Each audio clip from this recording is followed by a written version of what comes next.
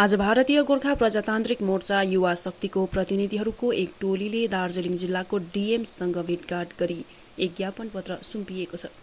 उक्त ज्ञापन पत्रमा दार्जिलिङ पहाडको आम नागरिकहरूले अहिले गरी भोग्न परिरहेको रासन कार्डसँग आधार कार्ड जोड्ने प्रक्रियामा आम मानिसहरूलाई जुन प्रकारको समस्या उत्पन्न भइरहेको छ, उक्त समस्यालाई आज भारतीय गोर्खा प्रजातान्त्रिक मोर्चाको युवा शक्तिका प्रतिनिधिहरूले डीएमलाई अवगत गराइने कार्य गरेको छ।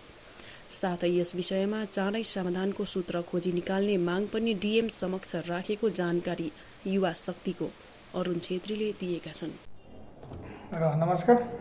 विशेष गरेर आज हामी भारतीय गोर्खा प्रजातान्त्रिक युवा शक्ति दार्जिलिङ महकुमा समितिको पक्षबाट र विशेष गरेर त्योभन्दा अगावै म हाम्रो टिमको अलिकति परिचय पनि गराउन चाहन्छु। उहाँ हुनुहुन्छ उपकार नेछेली राई, जो हाम्रो भारतीय गोर्खा प्रजातान्त्रिक युवा शक्ति दार्जिलिङ महकुमा समितिका सचिवको रूपमा उहाँ हुनुहुन्छ। अनि त्यसरी नै भरत तामाङज्यू, जो उपाध्यक्ष भारतीय गोर्खा प्रजातान्त्रिक युवा शक्ति दार्जिलिङ महकुमा समिति। त्यसरी नै अभिषेक सुब्बा भारतीय गोर्खा प्रजातान्त्रिक युवा शक्ति सोसियल मिडिया सचिवको रूपमा उहाँ हुनुहुन्छ। र विशेष गरेर आज हामी 4 जनाको प्रतिनिधि टोली दार्जिलिङ डीएमलाई एउटा हामीले ज्ञापन पत्र दिनको निम्ति गएका थियौँ। र विशेष गरेर हाम्रो आजको यो ज्ञापन पत्र दिनुको मुख्य कारण उद्देश्य के थियो भन्दाखेरि तपाईहरूलाई सर्वविदित नै भएको कुरो हो। हामीले अस्ति पनि इन्टरभ्यूमा भनेको थियौँ, पब्लिकसँगको जनतासँगको रिलेटेड कामलाई लिएर हामी अगाडि बढ्छौँ र त्यति बेला तपाईँहरूले पनि हामीलाई सहयोग पुर्याउनुहोस् भनेर तपाईँहरूलाई हामीले भनेका थियौँ। र सोही प्रकार आज भारतीय गोर्खा प्रजातान्त्रिक युवा शक्ति दार्जिलिङ महकुमा समिति पक्षबाट हामीले दार्जिलिङ डीएम साहबलाई एउटा डेपुटेसन दिएर एउटा हामीले उहाँलाई मेमोरेन्डम स्मारक पत्र चढाएका छौँ। र विशेष गरेर यो विषय के थियो भन्दाखेरि विशेष गरेर तपाईँहरूलाई विदित नै भएको कुरा हो, अहिलेसम्म हाम्रो दार्जिलिङ पहाडमा जति पनि सर्वसाधारण मानिसहरू छन् उहाँहरूले कति भन्दा पनि 30-40% मान्छेको अहिलेसम्म आधार कार्ड बनिएको छैन, अनि आधार लिङ्क भएको छैन। अनि विशेष गरेर फुड एन्ड सप्लाई खाद्य विभागबाट सुन्नुमा आइरहेको थियो, नोभेम्बर महिनाभित्रमा यदि रासन कार्डसँग आधार कार्ड लिङ्क भएन भने उहाँहरूको रासन काटिन्छ भनेर नोभेम्बरको एउटा डेट दिएको थियो। र त्यो विषयहरूलाई मध्यनजर राखेर, किनभने पब्लिकसँगको सरोकार भएको कारणले गर्दाखेरि हामी भारतीय गोर्खा प्रजातान्त्रिक युवा शक्तिको एक प्रतिनिधि टोलीले डीएमलाई आज हामीले ज्ञापन पत्र दियौँ। अनि ज्ञापन पत्र दिँदाखेरि उहाँलाई हामीले स्पष्ट रूपमा भनेका छौँ कि हाम्रो जुन चाहिँ अहिले खाद्य नोभेम्बरसम्म लिङ्क भएन भने काटिने जुन चाहिँ विषयहरू चाहिँ यसलाई स्थगित गर्नुपर्छ। किनभने हाम्रो मान्छेको आधार कार्ड लिङ्कै भएन भने पनि उहाँहरूलाई खाद्य उहाँहरूको बन्द हुनु हुँदैन, उहाँहरूलाई दिनुपर्ने जुन चाहिँ पाउने रासिन चाहिँ त्यो रासिन पाउनुपर्छ भनेर उहाँलाई हामीले जनायौँ, आश्वासन दिनुभएको छ। अनि उहाँले स्पष्ट रूपमा भन्नुभएको छ, तपाईँहरू एउटा प्रतिनिधिको रूपमा आउनुभयो र यो कुरा तपाईँहरूले जनाउनु भयो, यो कुरोलाई हामी एक्सेप्ट गर्छौँ र अब आधार कार्ड लिङ्क भएन भने पनि हामी रासिन रोक्दैनौँ भनेर उहाँले आज हामीलाई स्पष्ट रूपमा वचन दिनुभएको छ। अनि कुनै डिलरले यदि कुनै रासिन डिलरले लिङ्क भएको छैन भनेर रासिन काट्यो भनेदेखि त्यसको हामीलाई इन्फर्मेसन गर्नु भनेर आज डिएम साहबले हामीलाई भन्नुभएको छ। अनि अर्को विषय हामीले उहाँलाई भनेको थियौँ, आधार कार्ड पहिला जसरी गाउँ भिलेज वाइज क्याम्पहरू राखेर आधार कार्डहरू खिचिएको थियो, त्यसरी नै अब आधार कार्डहरू खिचिनुपर्छ। किनभने गरिब मान्छेहरूलाई जसको अवस्था गम्भीर रूपमा छ उहाँहरूलाई आज देखिरहनु भएको छ 400-500 हजार रुपियाँ दिएर आधार कार्ड खिच्नुपर्ने परिस्थिति तयारी भइरहेछ। तर जो मान्छेको अर्निङ सोर्स राम्रो छैन उहाँहरूले त्यो पे गर्नु सक्दैन, अन्त त्यसले गर्दाखेरि आधार कार्ड खिच्नु पनि उहाँहरू वञ्चित भइरहेको छ। अनि यो विषयमा पनि हामीले डिएम साहबलाई राख्यौँ। पहिला जसरी गाउँ भिलेज वाइज क्याम्प राखेर ब्लक वाइज क्याम्पहरू गरेर खिचिएको थियो, त्यसरी नै आधार कार्डहरू खिचिदिनु भयो भनेदेखि त्यसको लागि तपाईँहरूले पहल गरिदिनुपर्छ भन्ने हामीले राख्दाखेरि त्यसलाई पनि उहाँले सकारात्मक हामीलाई प्रत्युत्तर गर्नुभएको छ। अनि उहाँहरूले हामी चाँडै यो म्युनिसिपालिटी एरियाहरू ब्लक एरियामा प्रत्येक ब्लकमा नै पर्मानेन्ट आधार सेन्टर राख्ने उहाँहरूले व्यवस्था गरिदिने, ताकि त्यहाँको मान्छेहरूलाई लोकल मान्छेहरूलाई असुविधा नहोस् भन्ने उहाँले त्यो हामीलाई सकारात्मक आश्वासन उहाँले सकारात्मक दिनुभएको छ। अनि यो पब्लिकसँगको जति पनि विषयवस्तुहरू छ त्यसलाई लिएर हामीले काम गरिरहेछौँ अनि काम गर्छौँ भनेर हामीले भनेका थियौँ। र त्यसै प्रकारले हामीले आज यो उहाँलाई मेमोरेन्डम दियौँ। यो मेमोरेन्डमको कपी हजुरहरू अगाडि यहाँ देखाउनु पर्यो होला फेरि, होइन भन्नु सक्छ होइन, किनभने रिसिभ गराएर ल्याएको छौँ र त्यसले गर्दाखेरि हामी युवा शक्तिको पक्षबाट आज हामीले यो प्रथम रूपमा काम गरेको छौँ। अझ अनि आगामी दिनहरूमा यो विभिन्न विषयवस्तुहरू छ जो हाम्रो अब जनताहरूले दिनौदिन भोग्दै गरेको समस्याहरू छ, ती समस्याहरूमाथि अझै हामी आगामी दिनमा विभिन्न क्षेत्र, विभिन्न डिपार्टमेन्ट, विभिन्न जग्गामा गएर हामी यो काम गर्ने भन्ने हामी हजुरहरूलाई जानकारी गराउँदैछौँ। सुन्नुहोस् न, यो जुन चाहिँ अब तपाईँहरू गोर्खासँग जडित तपाईँहरू एउटा राजनीतिक क्षेत्रमा भएको कारणले गर्दाखेरि अलिकति एउटा हिजो मात्र जुन केन्द्रीय सरकारबाट जुन गृहमन्त्रीको एउटा पहलमा है एउटा त्रिपक्ष वार्ताको लागि पत्रचार गरिएको छ नि, र यो पत्रचार गरिएको छ र त्यहाँनिर अलिकति के भने पिपिएस त्रिपक्ष वार्ता भनेर मेन्सन गरेको छैन। त्यहाँनिर केवल गोर्खा जातिको एउटा समस्याको समाधान मात्र भनेर गरेको छन्। यसलाई कस्तो प्रकारले हेर्नुहोस्, अब केन्द्रसँग अब अहिले त्यही यहाँ हल्ला चारैतिर छ नि। अब हाम्रो चाहिँ के छ भन्दाखेरि चाहिँ अब पहिल्यैदेखिको हामीले देखेको यो खोदापाड निक्ला चुवा हुन्छ क्या दार्जिलिङको इस्यु चाहिँ अहिलेसम्म खोदापाड निक्ला चुवा भनेको जस्तो। अब गोर्खाहरूको समस्या भनेर भनेको चाहिँ गोर्खाहरूको समस्या के हो? समस्या पानीको समस्या कि बाटोको समस्या? अब हाम्रोहरूले त 11वटा जात गोष्ठीमा आएको हो नि त, ट्राइबल स्टेटस होइन, त्यो पनि समस्या हो। अनि अब सेन्ट्रल युनिभर्सिटीमा आएको त्यो पनि समस्या हो। अनि के चाहिँ हो? अब हेर्नुहोस्, दिनु चाहने मान्छेलाई उनीहरूको मिनटमा, उनीहरूको रेकर्डमा गोर्खा जातिको जुन चाहिँ इस्युज छ, मुद्दा छ, अब त्यसको नाम त मेन्सन गर्नु डराउने मान्छे, डराउने सरकार। अब गोर्खाल्यान्ड इस्यु हो भने पिपिएस अथवा पर्मनेन्ट पोलिटिकल सल्युसन होस् या अथवा गोर्खाल्यान्ड होस् या केही होस्, तर नामधरी चिठीमा मेन्सन गर्नु डराउने मान्छे, डराएको नि। यो त नाम मेन्सन गर्नु डराएको नि केन्द्र सरकार। अब नाम मेन्सन गर्नु डराउनेले दार्जिलिङको गोर्खाहरूको लागि केही उपहार दिन्छ भन्नु चाहिँ त्यो हामी चाहिँ पत्याउने हुन। हेर्नुहोस्, किनभने उहाँहरूकोमा सिन्सियरिटी छ। हामीले गोर्खाल्यान्डकै सेन्टिमेन्टमा राजु विष्टलाई भोट दिएर जिताएको, गोर्खाल्यान्डकै सेन्टिमेन्टमा आलुवालियाले जित्यो, गोर्खाल्यान्डकै सेन्टिमेन्टमा जसवन्त सिंहले जित्यो। हेर्नुहोस्, अनि जसवन्त सिंहलाई पनि हाम्रो दार्जिलिङ पाहाडको मान्छेले त्यति बेला बोरा टकटकाएर भोट दिएको, आलुवालियालाई पनि बोरा टकटकाएर भोट दिएको। तर अब जो दिनेवाला, अब बिजेपीलाई पनि हेर्नुहोस् दियो हो, जनताले भोट दियो नि त गोर्खाल्यान्डकै सेन्टिमेन्टमा, किनभने महाकाल बाबापट्टि फर्केर कसम खाइदियो। हाम्रो मान्छे, हाम्रो अनित थापाज्यूले भन्नुहुन्छ नि, हाम्रो मान्छे चाहिँ गोर्खाल्यान्डको कुरा गरेपछि तित्तिरी खाएको जस्तो भन्नुहुन्छ नि, या त मुखमा थुकाइहाल्छ, बुझ्दैन टेक्निकल कुरा, भित्री कुराहरू केही पनि बुझ्दैन। अब यो सबै हाम्रो मान्छे धुरिएर बिजेपीलाई गोर्खा जातिको इस्युहरू पनि मेन्सन गर्नु त उहाँहरूकोमा क्षमता छैन भनिसकिसकेपछि त्यो पत्याउने कुरो पनि होइन। म त घरिघरि लाग्छ क्या भन्नु, यो अब ऊ हुन्छ है। तर अब हेरौँ न, लु वार्ता 12 तारिक हुँदैछ भने हेरौँ। तर हामी भन्छौँ खोदापाड निक्ला चुवा चाहिँ नहोस्। हिजो मात्र है भारतीय जनता पार्टी जिल्ला स्तरीय है शीर्ष नेताहरूले नै हिजो एउटा पोइन्ट स्पष्ट भनेको छ, यसपालिको पिपिएस गोर्खाल्यान्डकै लागि हामी पनि गोर्खाल्यान्डकै मुद्दामा अडिग छौँ भनेर स्पष्ट भनेको छ। बुझ्यौँ, त्यो त बुझ्यौँ नि। अब माग्नेले पो पिपिएस भनेको गोर्खाल्यान्ड भन्दैछ, दिनेको मनमा छ नि त। अब यस्तो नि त, अब हामी त माग्ने मात्रै हो नि, हाम्रोहरू त माग्ने मात्रै हो नि त, दिने हो नि त, बुझ्नु भएन। अब माग्नेले चाहिँ माग्यो तर दिनेमा सिन्सियरिटी छैन भने के हुन्छ? माग्नेले सुन माग्यो, दिनेले फलाम दियो भने चाहिँ के हुन्छ भन्नुहोस्? होइन, कुन चाहिँ पाहाडको गोर्खाले चाहिँ होइन मलाई गोर्खाल्यान्ड छोड नदेऊ कि भन्ने त कोही छैन होला, सबैले भन्छ हामीलाई राज्य देऊ भनेर।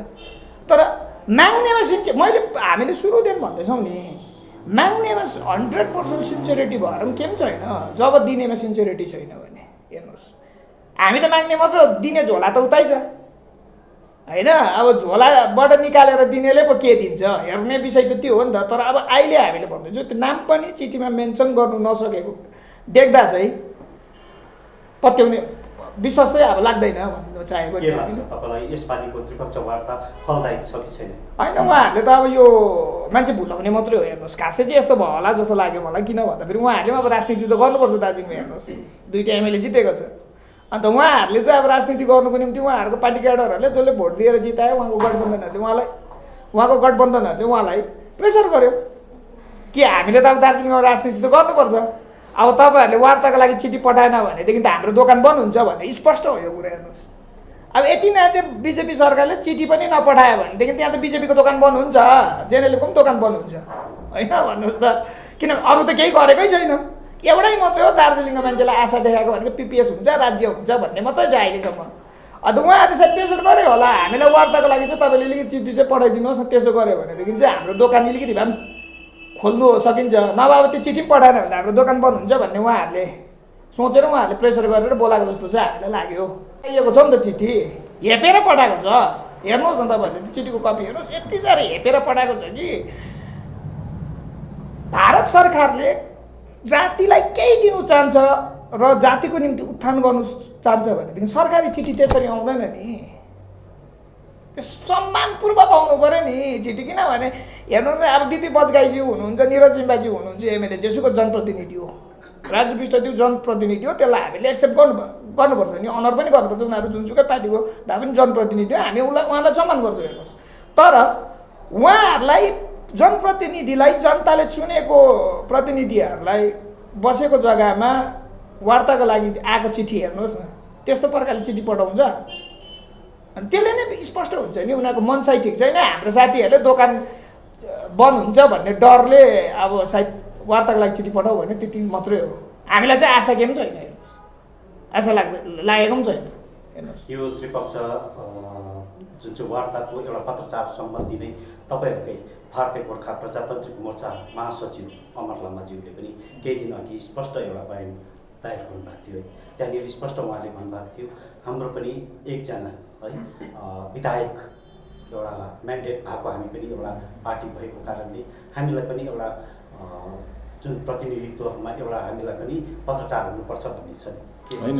सुन्नुहोस् न, त्यसमा तपाईँले जुन भन्नुभयो नि, उहाँले के भन्नुभएको छ भन्दाखेरि चाहिँ हामीलाई पनि पत्रचार हुनुपर्छ भन्ने चाहिँ होइन, माग गरेको चाहिँ होइन। तर हेर्नुहोस्, त्यो जुन पत्रचार गरेको छ नि ट्राइपार्टिट मिटिङमा, त्यहाँ कपी टु स्टेटलाई पनि छैन, त्यो पत्र तपाईँले पनि देख्नुभयो होइन। अनि सम्पूर्ण स्टेक होल्डर्सलाई पनि बोलाएको छैन।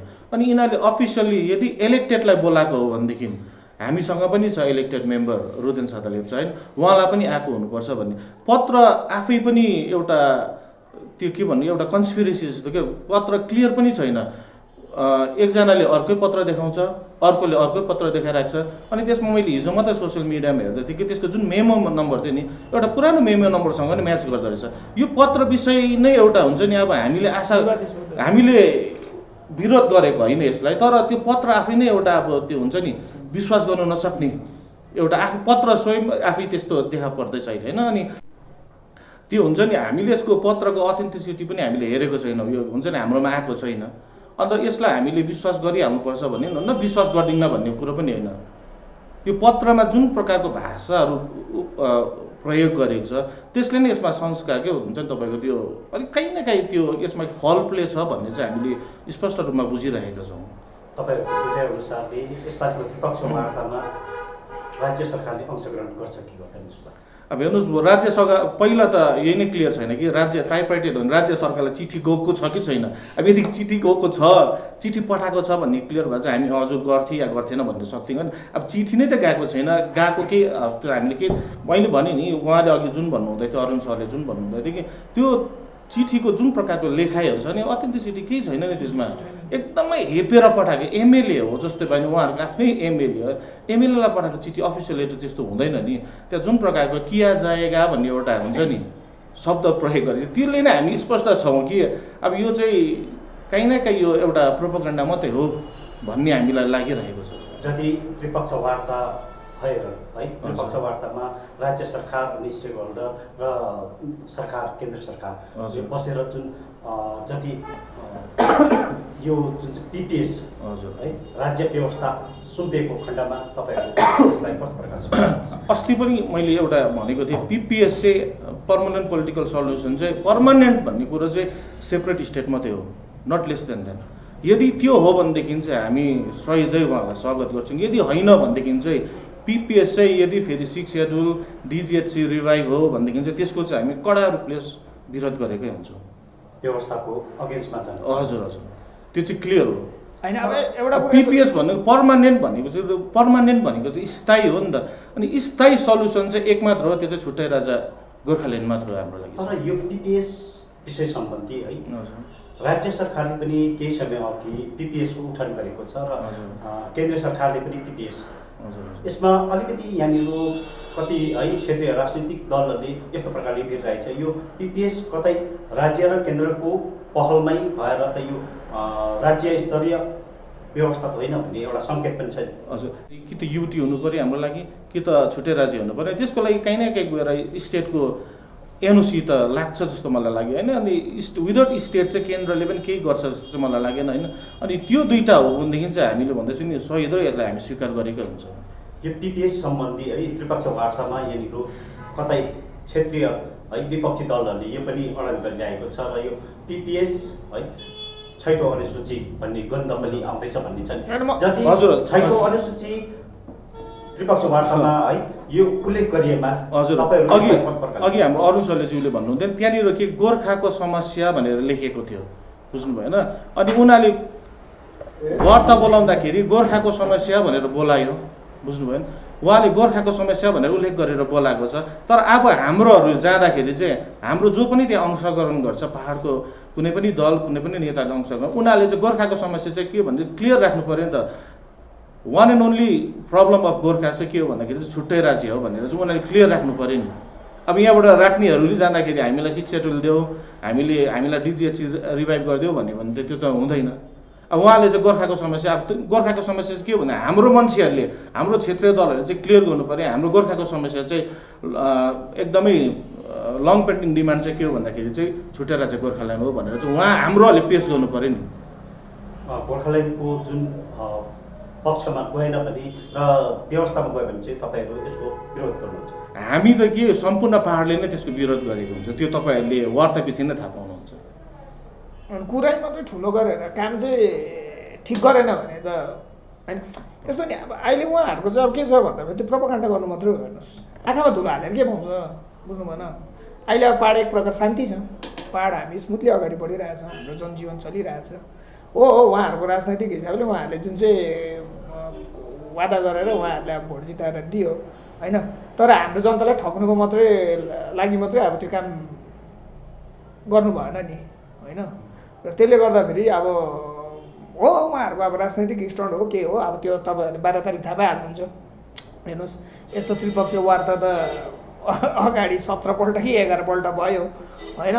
खोदापाड निक्ला चुहाइ भयो देखेको। र त्यसले गर्दाखेरि जो छ ठिकै, अब उहाँहरूले आफ्नो हिसाबले गर्दैछ होइन। त्यसमा हाम्रो अब त्यति भन्नु केही पनि छैन। तर अब त्यो चिठी देखेर चाहिँ हामीले पत्याउने त्यति मात्रै हाम्रो कुरा ल।